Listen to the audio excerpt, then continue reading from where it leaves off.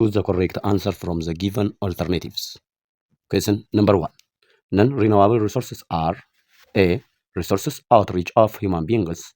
B. Resources that can flow endlessly. C. Resources that can regenerate themselves. D. Resources that cannot be replaced once used. Students, what will be your answer? Try to answer this question. I give you 2 seconds.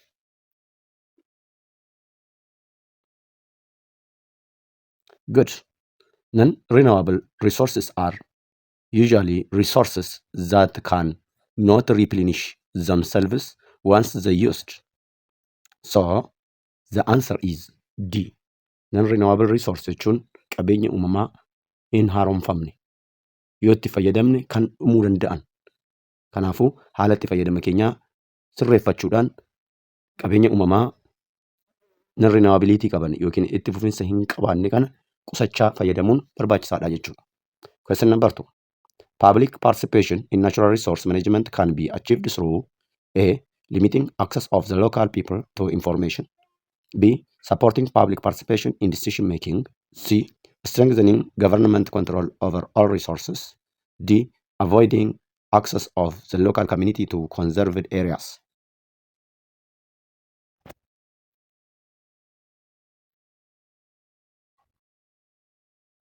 Good. Public participation hirmaannaan hawaasaa qabeenya uumamaa keessatti kan inni galma ga'u supporting public participation in decision making murtoo dabarsuu keessatti yoo hirmaataa ta'anidha. So the answer is B. N inumaayyuu daangessuu jedha. Siin immoo humna to'annaa qabeenya uumamaa irratti mootummaan qabu cimsuudha. Diin ammas dhabamsiisuudha. Access to the local communities to conserved areas. So the answer is B.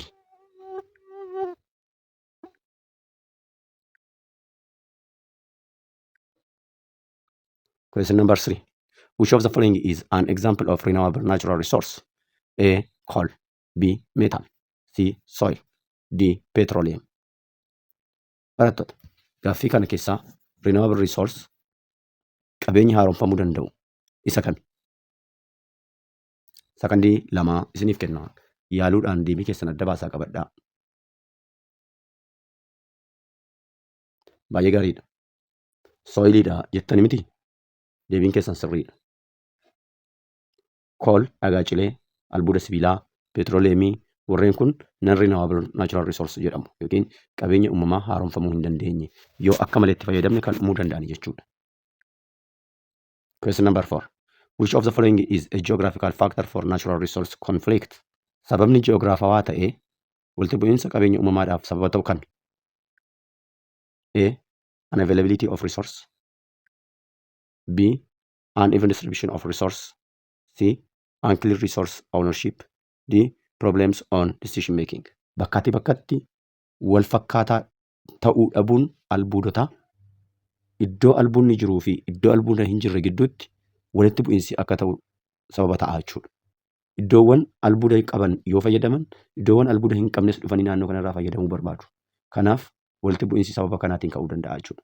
Inni kun immoo maalidhaa? Ji'oogiraafummaa of keessaa qaba. Bakkaatii bakkatti iddootii iddootti garaagarummaa qabaachuun qabeenya uumamaa jechuudha. So the answer is totally B. Question number 5. Which of the following resource is an example of transboundary resource conflict in Ethiopia? Kanneen armaan gadii keessaa qabeenyi uumamaa transboundary resource conflictidhaaf sababa ta'u isa kam? A. Minerals. B. Vegetation. C. Rivers. D. Sunlight. Qabeenyi uumamaa daangaa tokko ce'uudhaan biyya tokkoo fi biyya biraa walitti buusuu danda'u isa kam? Caa rivers jettaniittu yoo ta'e deebiin keessan sirriidha. Question number 6. A type of resource scarcity that occurs when different groups in a society face unequal resource access is termed as A. Demand-induced scarcity. B. Supply-induced scarcity. C. Structural scarcity. D. Distribution scarcity. Deebii kan ta'u kami? Sakandii 2 isiniif kennaa. Dubbisaatii deebii keessan qofaatti qabadhaa. Yeroo ani deebisu deebii keessan mirkaneeffattu.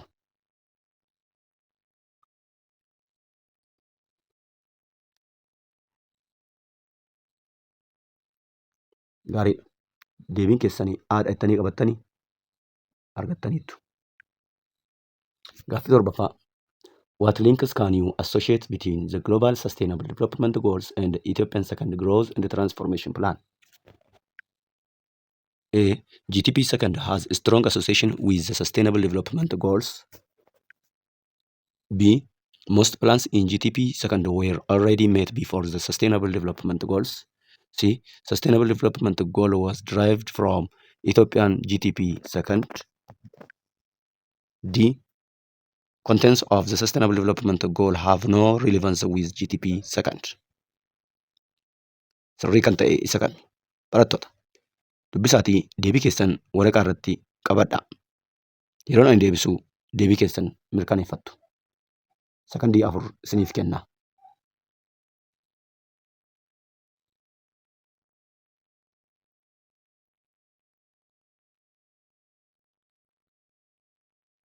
Baay'ee gaariidha. Barattoota walitti dhufeenya GTP lammaffaa fi Sustainable Development Goalii Itoophiyaa sirrii kan ta'e isa kamii kan jedhuudhaaf deebii sirriin A ta'a. GTP Second has strongly associated with the Sustainable Development Goals. B'n most plans in GTP Second were already met jedha. Sustainable Developmentidhaan dursee raawwate yoo ta'e walitti hidhinsi Sustainable Development Goalii fi GTP Secondiin barbaachisu ture jechuudha. Kanaaf dogoggoradha. C. Sustainable Development Goal were derived from the Ethiopian GTP Second jedha. Lakki lamaanuu of danda'oodha. D. Contents of the Sustainable Development Goals have no relevance with GTP Second jedha. Walitti dhufeenya osoo hin qabaatan ta'ee walitti hidhuun hin barbaachisu ture. Kanaaf kunis dogoggora. Garuu tokkoon isaanii utubuu danda'u waan ta'eedhaaf walitti yoo dhufan guddina biyyaa fi hawaas dinagdee biyya tokkoo bocuu danda'u waan ta'eef walitti hidhamsi isaanii faayidaa guddaa qabaa jechuudha. Kanaaf deebiin keenya A ta'a.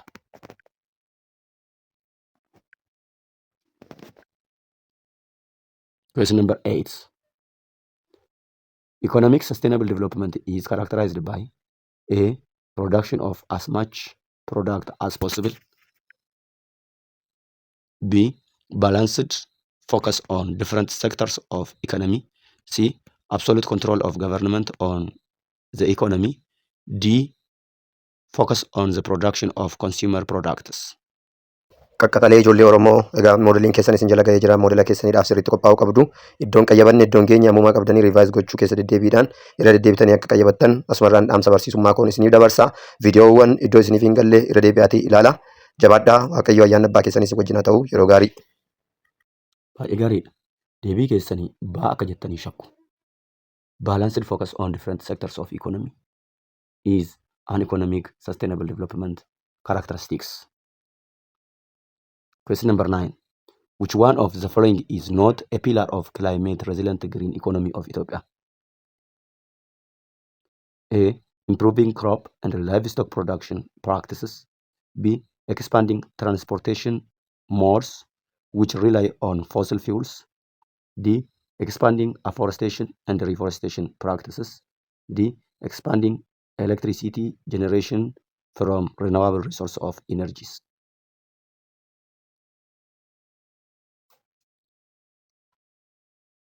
So, expanding transportation modes which rely on fossil fuel is not.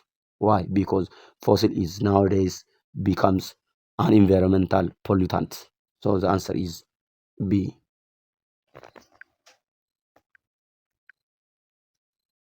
Question number 10. Which of the following statements better explains the concept of sustainable development? A. A development that tries to fulfill merely the needs of the present day generation. B. A development that benefits the present without hurting the future generation. C. A development that focuses on the provision of basic needs to the poor.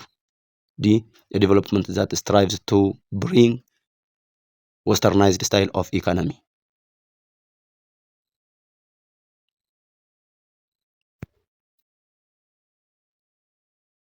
Good.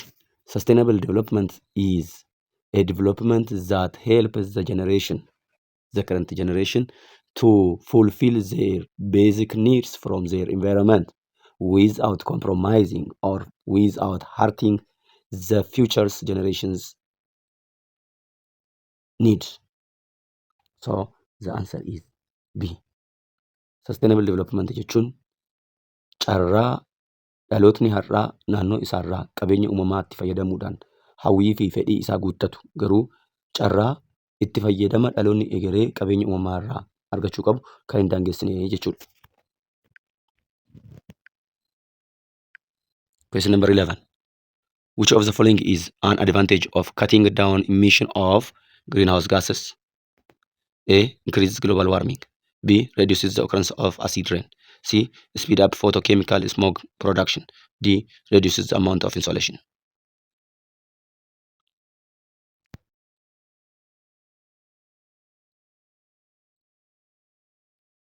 Reducing the occurrence of acidic rain is the main advantage of cutting down emissions of greenhouse gas. B is answer. Agriculture is the dominant economic sector of Ethiopia. How can we reduce the impacts of greenhouse gases emitted from agricultural activity? A. Shifting the economic base to industry. B. Intensively using irrigation than rain-fed agriculture. D. Abstaining from application of agricultural inputs. D. Priority initiatives that limit soil-based emissions from the agriculture. Kun miidiyaa keessan GO Lesson 17 Tube'dha.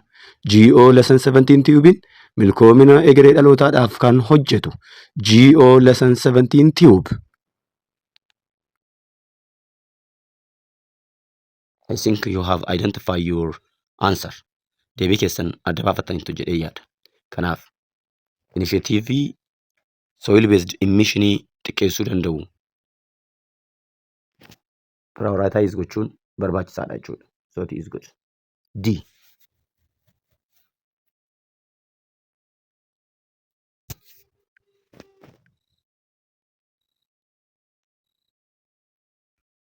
Question number 13.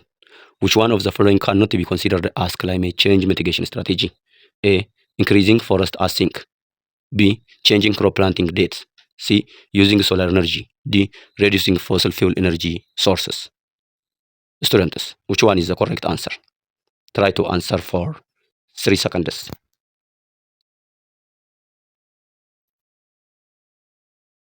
Good. The correct answer is B. Changing crop planting date is not the mitigation strategy, but adaptation strategies. Adaptation strategies including changing crop dates, planting trees, water harvesting, crop diversification, soil conservation, and the like are the strategies to adapt climate change. Question number 14.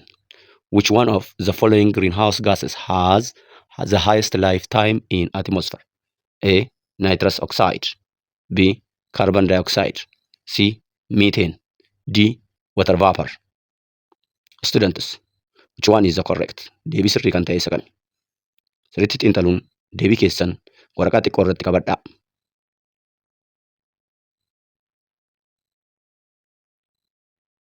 Baay'ee gaariidha. Carbon dioxide yoo jettan deebiin keessan sirriidha. Carbon dioxide hanga waggaa 100tti atmosfeera keessa turuu danda'a. Question number 15. Which of the following is true concerning the concept of climate change adaptation and mitigation strategies? A. Mitigation and adaptation strategies seek to reduce climate change. B. Adaptation strategies increase the adverse effect of climate change. C. Adaptation strategies focuses on increasing of greenhouse gas effect. D. Both adaptation and mitigation strategies are cause for climate change. So the correct answer according to this choice is mitigation and adaptation strategies seek to reduce climate change. The answer is A. Question number 16.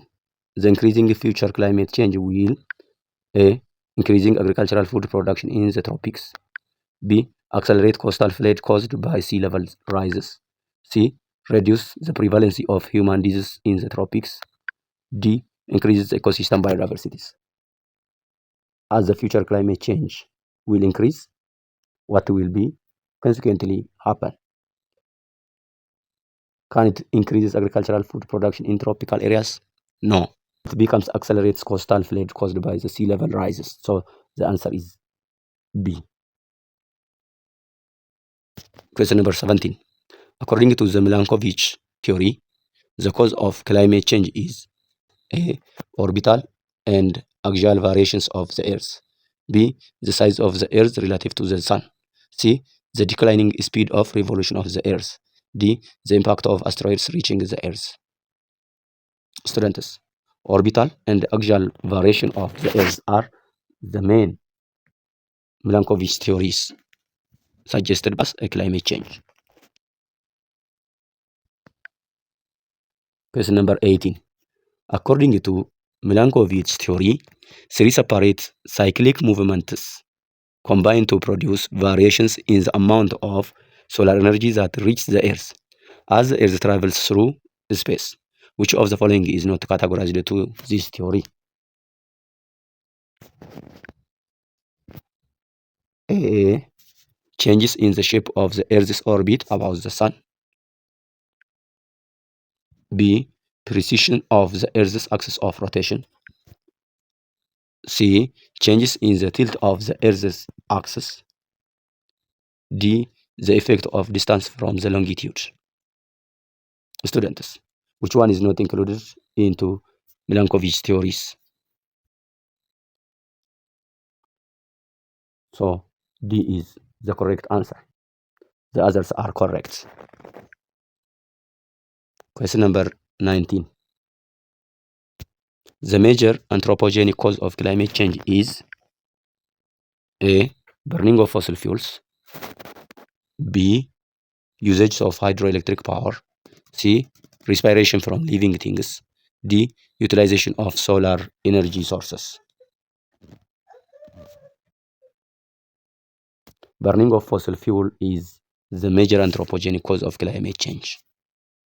So the answer is A.